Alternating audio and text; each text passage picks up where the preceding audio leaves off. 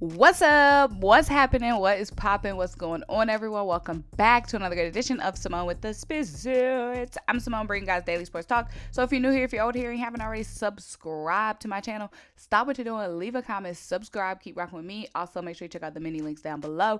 The first one is to buy me a coffee to help fuel this channel. The second link is to shop the official Symone with the Sports, a merch collection, get you the classic tee, the wavy tee, or the fly or die crew neck. And lastly, guys, if you do not do anything else, turn your notification bells on, because you already know the videos are coming like boom, boom, boom, boom, boom, and you don't want to miss a single video or a single live stream. But y'all, we have to get into what was the Cleveland Browns versus the Philadelphia Eagles preseason game today. It was our second preseason game of the season versus the Browns.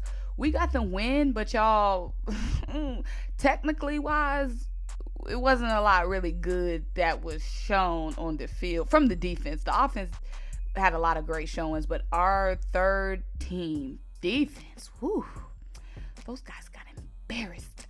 We're going to get into all that, but guys, before I get into all that, I wanted to ask y'all if you like, and this is not a sponsorship, I just literally watched this show today. It's not a sponsor at all. I just wanted to know if you guys were interested in this kind of stuff, because it blew my mind, and this is a sports page, so some of y'all might watch this kind of stuff. But if you're into like 30 for 30s and sports documentaries, which I love, there is a new Netflix series out. It's called Untold, and it's like some untold sports stories. And again, y'all, this is not a sponsorship. This is me just literally just finished watching this show, and I'm shook, and I got to share it with somebody. So Untold, y'all, it's only one episode out right now, and it goes through the story of Monte Teo. You guys might remember him. He was an outside linebacker for Notre Dame. He was like a highly touted recruit coming out of college. I think he came out of college in 2009. Yeah, and he was from Hawaii, and he was like one of the top prospects. He could have gone anywhere, but he ended up going to Notre Dame. He took Notre Dame to the championship in 2012 against Alabama. They lost, but y'all, he got catfish, and it ruined his whole career.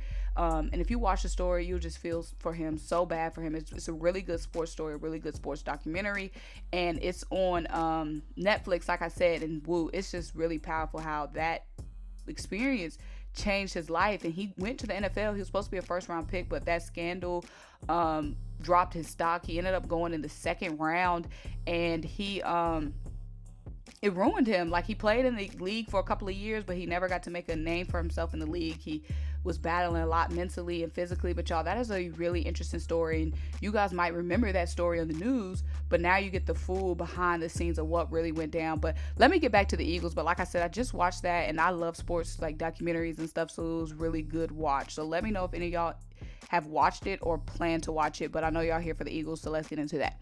So guys, Cam Jurgens was really one of the biggest shining stars. Like I said, the offense was really, really, really good today.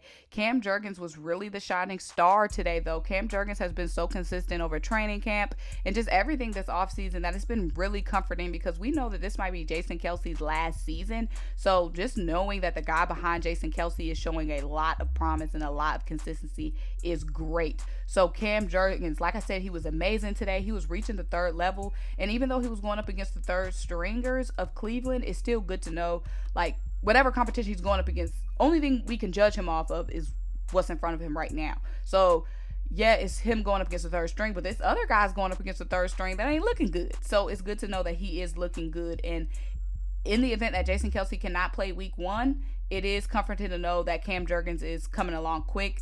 He's really great physically, but he still does need to learn to call the offensive line, like adjustments at the line of scrimmage for the offensive line that we know that like Jason Kelce does and like centers usually do. He does need to get that part down, which is huge. But again, for him to be a second round pick and already just coming so along is just really comforting. Also, who did really well today, Boston Scott and Kenneth Gainwell. So Boston Scott will definitely be on the team. He's just been so reliable and consistent for the Birds over the past couple of years. In the opening drive today, he had 11 touches, 14 plays for 44 yards. Kenneth Gainwell was popping off today. He had a touchdown. He was showing power between tackles and his open field agility. So Kenneth Gainwell and Boston Scott were really, really, really shining stars today for the Birds. Also, somebody else who shined today, Ugo AMADI, who we got in the ARCEGA WHITSIDE trade. He's already been showing some promise for us. Now, at the time, there were a lot of Seahawks fans, because he's a former Seahawk, in my comments like, oh, he wasn't going to make out Rasta anyway, and oh, y'all can have Ugo, whatever, he's not a contributor. But he was actually a contributor for the Seahawks, and they just mad because they got ARCEGA and we got Ugo. But Ugo, like I said, he was looking good today. He was playing at the nickel position today, nickel cornerback position, and he was looking good for us. Now, Jobe also shined for the Birds today. Jobe was making a lot of plays.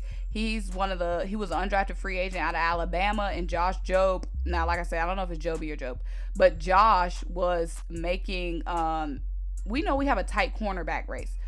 After Darius Slay and James Bradberry and Avonte Maddox and Zach McPherson, we know we have a tight race. And by the way, Josiah Scott did get hurt today. He has been playing safety, but he's one of our guys that can play cornerback as well. He came here as a cornerback. He did get hurt today. I don't know the extent of the injury, but he was one of the front runners to make the roster spot at cornerback. But Josh was popping off today. He was really good today, and he's looking like a front runner for one of those remaining cornerback spots. And again, roster cuts will happen Tuesday. We have to cut down to 80 on Tuesday, and Josh definitely upped his stock. But we do have to talk about some guys who struggled today. The third team defense, y'all, really struggled today, missing tackles, blown assignments, just looking confused out there. And we don't have that much depth, you guys, at certain positions on defense. So it's kind of like, ooh, especially at safety, we don't have that much depth. We don't really have that much sure depth at cornerback. So, you do want to see these guys come in and do a good job. And we don't have that much depth at linebacker, to be honest. So, you guys, Davion Taylor, who has been doing really well this offseason, Davion Taylor was really struggling today. A lot of missed tackles, a lot of miscues from Davion Taylor. And that's kind of sad because, and it's just one game. Like, he could pop off. We got one more preseason game. We might have two more preseason games. I think we only have one more preseason game. And he could pop off, but he just looked confused out there today. Jaquiski Tartt. Y'all know we got Jaquiski Tartt. We signed him at safety. We are not deep at safety at all. Jaquiski Tartt, the fact that he's been working out and playing with the second and third unit is already embarrassing at this stage of his career. And with the resume that he's had, and he's not even shining with the second or third unit. He hasn't had really any impact, and he hasn't really made any impact player really stood out at safety so far. Not even just in this preseason game, but just at training camp overall. Tartt's name hasn't been called or mentioned at all, and that's kind of really concerning because we're not deep at safety at all. Tartt hasn't done anything. Anthony Harris hasn't done anything. Marcus Epps has been really good for us, and Marcus Epps right now is our best safety. And Marcus Epps is he's a great player, but I don't know if I'm comfortable with Marcus Epps being our best safety. And that's fine if we have another Marcus Epps, but after Marcus Epps, it seems like it's a fall off. And Marcus Epps isn't even that high enough for there to be such a fall off behind him. Now, like I said, we have been playing Josiah Scott at safety. We're obviously trying to internally find a solution at safety. And Josiah Scott has been solid. But again, Josiah Scott got hurt today, and we don't have that much. We don't have any depth at safety. So to see Tartt being so disappointing, and even running with the second and third unit being disappointing, is not good at all. So the biggest takeaways from today is, like I said, the defense really struggled. The offense shined. The running back shined. Cam Jurgens shined. But that defense, y'all, was struggling. And it's going to be some guys we want to see, make up for the lack of promise that they showed today, i.e. Tartt, Davion Taylor. We really need to see some safety stepping up, y'all. We really need to see some safeties stepping up. It can't just be Marcus Epps. We need to see some other guys step up. But yeah, those are just my notes from today. Like I said, the defense, who has been the most shining thing at practice, just didn't show up today. And we know what Darius, we know what the first unit can do, but it's all about that second unit. What are y'all doing? At the third unit, what are y'all doing? And they were not promising today. But honestly, the defense was flat overall today.